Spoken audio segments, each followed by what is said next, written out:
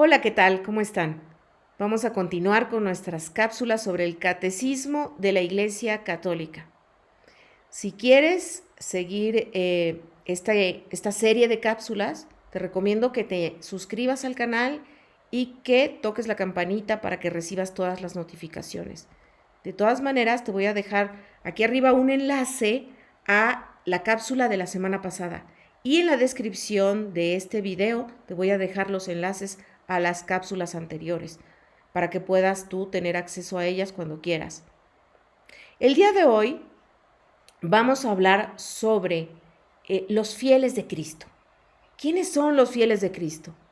Ya habíamos hablado en cápsulas anteriores sobre la iglesia y sobre cómo Cristo había querido fundar esta iglesia y que esta iglesia era un cuerpo, el cuerpo de Cristo.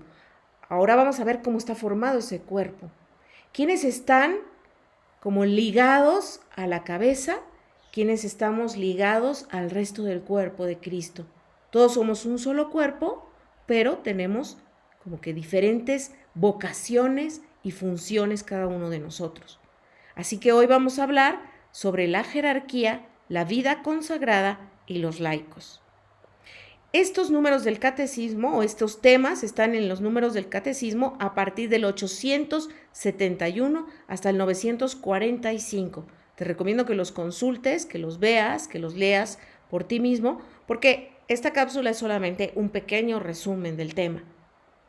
Entonces, 871 al 945 en tu catecismo de la Iglesia Católica. Los fieles de Cristo, la jerarquía. ¿Qué es la jerarquía?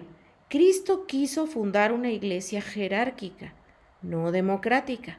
Y eso a veces como que sentimos como que nos pica un poco porque pensamos que, bueno, ¿por qué? O sea, aquí todos valemos, nuestra opinión vale y por supuesto que es así. Pero sí, Cristo quiso fundar una iglesia apoyada en la columna de los apóstoles. Siguiendo esta línea de pensamiento de Dios, en donde escoge un pueblo, y en ese pueblo hay 12 tribus, también el nuevo pueblo de Dios, la nueva iglesia, está sentada sobre estas 12 columnas que son los apóstoles. Nuestros obispos son los sucesores de los apóstoles, y de ellos, al igual que de los primeros apóstoles, surge también una cabeza elegida por Cristo. Esta cabeza es Pedro. Pedro es la piedra en donde Jesucristo quiso fundar su iglesia. Y esa piedra es el signo de unidad, el signo de unión de los obispos y de toda la cristiandad. Entonces, es Pedro una piedra importante. No pensemos en algo autoritario, algo impuesto. El Señor, fíjense cómo le pregunta a Pedro, ¿me amas? Y Pedro le dice, sí, apacienta mis ovejas. Apacienta mis ovejas. 3 veces le pide el Señor, apacienta mis ovejas. Pedro no era el más bueno, el mejor, pero fue la elección del corazón de Dios. Y a partir de ahí, el Señor ha elegido desde su corazón a diferentes papas. De tal modo que, como decíamos, con la sucesión apostólica podemos rastrear desde el Papa Francisco ahora hasta atrás, hasta llegar a Pedro. Y todos los obispos que ahora tenemos son sucesores de estos primeros apóstoles. Entonces, el Señor quiere formar su iglesia sobre estas 12 columnas y a través de la sucesión apostólica nosotros seguimos asentados en estas 12 columnas que son ahora representadas o se ha pasado la estafeta a través de la imposición de manos se ha pasado ese poder, ese Espíritu Santo, esa plenitud de la gracia a los obispos actuales. Entonces, todos nuestros obispos son sucesores de los apóstoles. A estos obispos, a esta serie de hermanos obispos que existen en todo el mundo, le llamamos el colegio episcopal, y de ellos se escoge a el Papa. Entonces, es bien importante, el colegio episcopal es muy importante, es todos los obispos, ¿sí? Y cada obispo tiene su diócesis o su territorio, el cual pastorea y cuida y guía. Decimos que la jerarquía entonces está unida a este cuerpo de Cristo, a Cristo cabeza, porque tiene la misión de santificar, de enseñar y de servir, o sea, de reinar. El reinado, aquí decimos el reinado, tiene una característica diferente al reinado que entendemos en el mundo. Es un reinado de servicio, servicio al pueblo de Dios. Podríamos ponerlo como en esta pirámide invertida, en donde está el Papa hasta abajo, ¿no? Como signo de unidad, cabeza, piedra de la Iglesia, y los obispos, que es su colegio episcopal, que a su vez consagran a sacerdotes y a diáconos. Entonces tenemos que ellos son la jerarquía y están al servicio del pueblo de Dios, que lo vemos en la parte más arriba de nuestra pirámide invertida, ¿no? Entonces, imaginémonos así la iglesia. La iglesia es servicio. El Papa es el siervo de los siervos de Dios. Y esa es su misión real. O sea, real me refiero no de verdadera, bueno, sí es verdadera, pero no la palabra real como de realidad, sino real de realeza, de reinado, ¿sí? El reinado en cristiano es servicio. El reinado en cristiano es servicio. Entonces, los obispos consagran a presbíteros y a diáconos, que son los que van a ayudar en esa, les decía que cada uno tiene su territorio particular que pastorear y que cuidar. Entonces, el solo obispo no puede, entonces tiene que nombrar a estos sacerdotes, a estos presbíteros, ¿sí? Y también a diáconos, cada uno con sus respectivas servicios al pueblo de Dios, ¿sí? El que tiene la plenitud, bueno, esto se hace a través del orden sacerdotal, ¿sí? Quien tiene la plenitud del orden sacerdotal es el obispo. Él puede además administrar todos los sacramentos. Él entonces consagra a los presbíteros que tienen como el segundo grado del orden sacerdotal. No pueden administrar todos los sacramentos, puesto que no pueden, por ejemplo, consagrar a otro sacerdote, y tampoco pueden confirmar, ¿no? Dar el sacramento de la confirmación, ¿sí? Eso solamente el obispo. Claro que el obispo puede designar a alguien en específico y entonces en ese momento puede hacerlo, pero es solamente un momento específico, no viene con su carácter sacerdotal el poder hacerlo, ¿sí?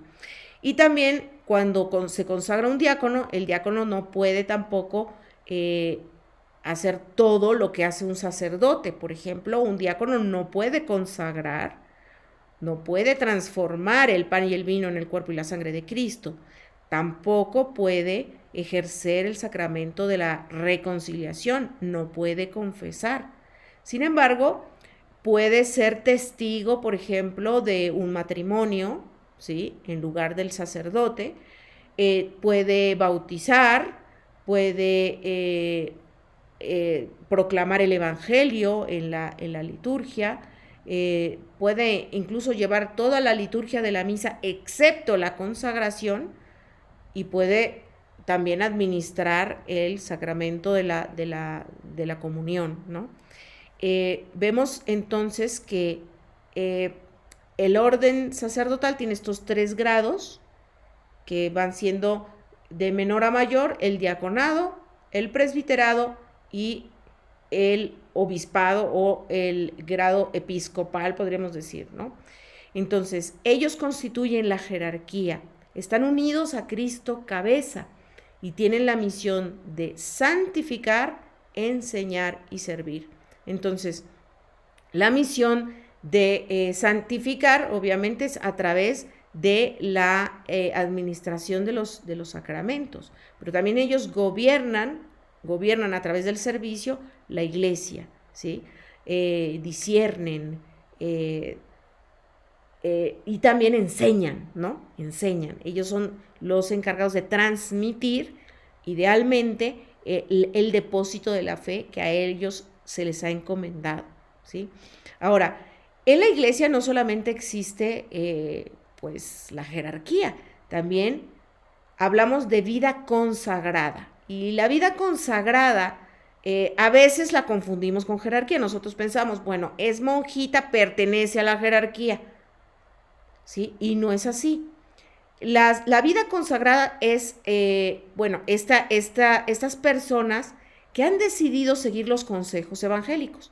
Los consejos evangélicos son pobreza, castidad y obediencia.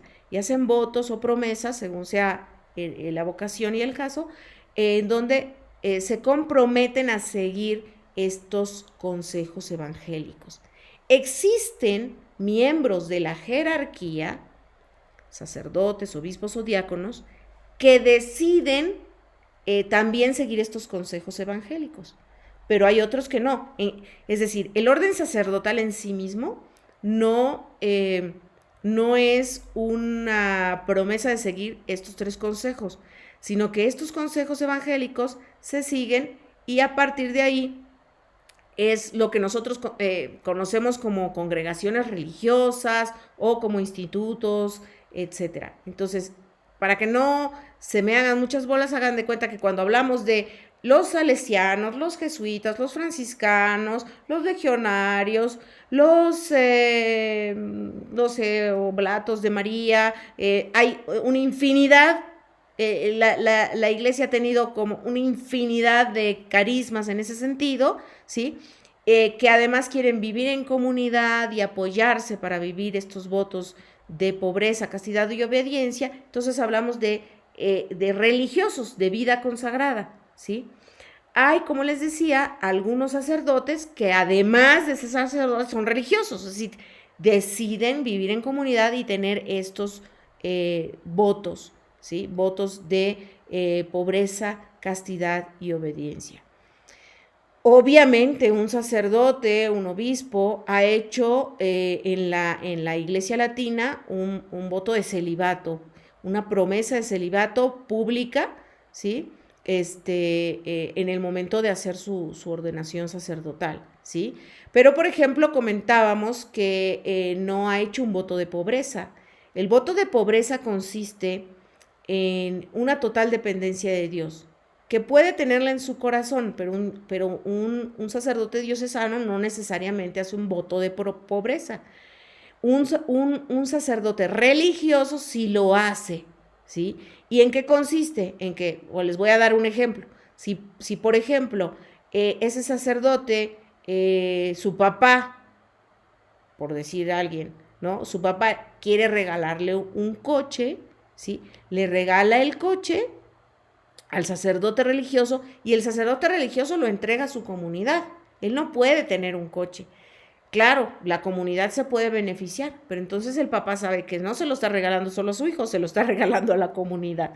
Se lo pone ahí, la comunidad decide qué se hace con el coche, si se usa, si se vende, si es para todos. En cambio, el sacerdote diocesano puede quedarse con el coche, ¿no? Entonces no hay ningún problema. Y si recibe una herencia, puede quedarse con la herencia, la puede vender si quiere, la puede repartir a los pobres, pero ya es una decisión personal porque no ha hecho un voto con respecto a eso, ¿sí?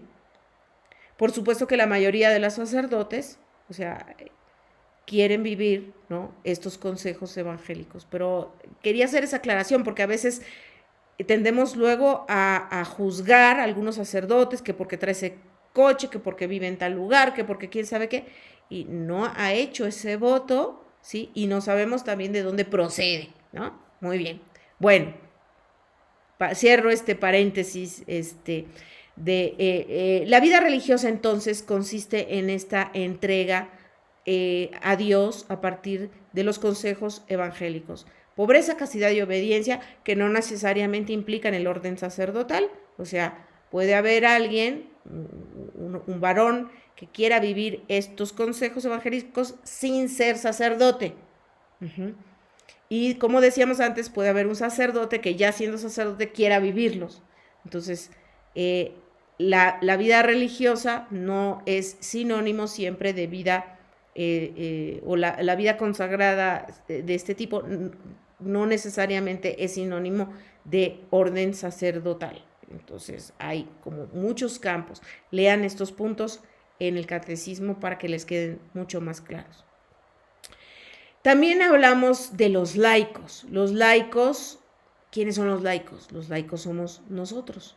Nosotros somos los laicos, los que no pertenecemos a la jerarquía, ni tampoco a la vida consagrada, pero pertenecemos a la iglesia.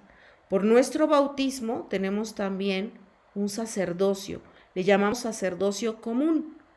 Este sacerdocio común implica que estamos también pues llamados a vivir esta entrega a Cristo a través de la entrega de nuestra propia vida. Todo lo que hacemos, todo lo que decimos, todo lo que vivimos, cuando nosotros lo ofrecemos a Dios, estamos haciendo un acto sacerdotal. Si nos convertimos en este puente entre la vida cotidiana normal y Dios, entonces hacemos este enlace, ¿no? Podríamos decir, ¿qué es lo que hace un sacerdote? ¿No? Y esto también pues repercute en la vida que llevamos alrededor, en nuestra vida cotidiana, en la gente con la que convivimos, en nuestra familia, en nuestros trabajos, con nuestros amigos, de tal modo que podemos llevar a estas personas a Dios y a Dios a estas personas. Eso es un acto sacerdotal. También estamos llamados a enseñar, o sea, a tener somos profetas también, ¿no? Sacerdotes ya vimos, a partir del ofrecimiento de todas nuestras obras. Pero también somos profetas y estamos llamados a hablar de Cristo, a enseñar a Cristo en nuestra familia, con nuestro testimonio y con nuestra palabra, mostrarles a los demás quién es Jesús, a qué ha venido. Para esto, obviamente, tenemos nosotros que saber, haber tenido un encuentro personal con Jesús para poderlo transmitir, ¿sí? Entonces, tenemos esta misión, esta vocación, podríamos decirle, de hecho, más que misión, sí, es una vocación de enseñar al Señor. Esto a partir de nuestro bautismo, a partir de nuestro bautismo. No solo la jerarquía tiene esta función profética, también nosotros los laicos, ¿sí? Nosotros somos testigos de Cristo. Entonces le vamos dando sentido a la fe a través de nuestra vida constante, cotidiana y normal. Y la vamos haciendo como concreta, ¿no? También somos partícipes de la misión real de Cristo, ¿sí? ¿Cómo vamos a ser partícipes de esta misión? A través de estar en el mundo, de ir saneando las estructuras, de ir saneando las condiciones del mundo, lo que está a nuestro alrededor. Vamos instaurando el reino de Cristo en la tierra. Entonces, vemos cómo el cuerpo de Cristo no es uniforme. Hay una cabeza y hay varios miembros y cada uno tenemos una función y una misión especial. Quiero hacer un apéndice antes de terminar hablando sobre la infalibilidad del Papa. ¿En qué consiste la infalibilidad del Papa? No quiere decir que el Papa jamás se equivoque, no sé, cuando está platicando con alguien, o que nunca vaya a tropezarse, o que nunca vaya a caerse, o que de repente no diga algo un poco imprudente o desatinado en alguna conversación. La infalibilidad del Papa consiste en que cuando habla ex cátedra, es decir, con toda la intención de hablar a la Iglesia Universal, de enseñar algo a la Iglesia Universal, de mostrarle algo a la Iglesia Universal, ¿sí? Cuando habla ex cátedra, no puede cometer error en cuestiones de fe y en cuestiones de moral. Este hablar ex cátedra, no crean que es todos los días. El Papa tiene un magisterio, o sea, una manera de enseñar ordinaria, y que lo vemos en todas sus audiencias de los miércoles, por ejemplo, ¿no? Cuando él habla también en los domingos, ese es un magisterio ordinario del Papa, ¿sí? Pero hay un magisterio extraordinario y que ahí es donde está la infalibilidad. Eso no quiere decir que el magisterio ordinario, generalmente el magisterio ordinario tampoco se equivoca, ¿sí? Pero la asistencia especial del Espíritu Santo está para estos momentos especiales en donde el Papa habla ex cátedra o consciente de dar una formación, una enseñanza a la Iglesia Universal. Y lo hace solemnemente, como cuando promulga un dogma, ¿no? Que ya habíamos hablado de los dogmas en cápsulas anteriores.